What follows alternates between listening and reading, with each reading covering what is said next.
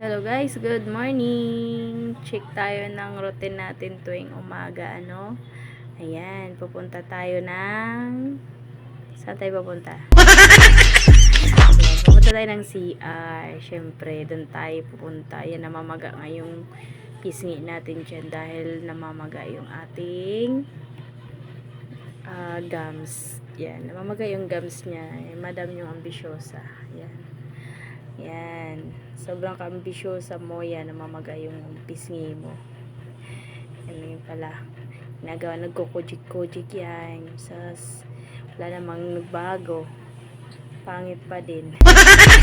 Gising yung ginagawa tuwing umaga. Nagigising ako ng alas 5, ganyan. Alas 5 yung oras na yan dyan.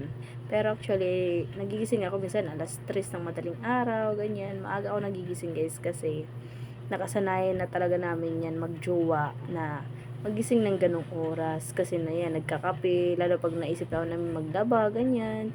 Pag naglalaba yan, dalawa kami, ganun. Pero actually, minsan talaga siya lang naglalaba. Pero maaga nagigising. Maaga din ako nagigising kasi nga, nag-asikas ko ng kape sa umaga. Yan talagang di mawala sa amin mag-asawa yung magkape. Kasi yan yung favorite namin at hindi na mahiwalay yan sa buhay namin, ang magkape.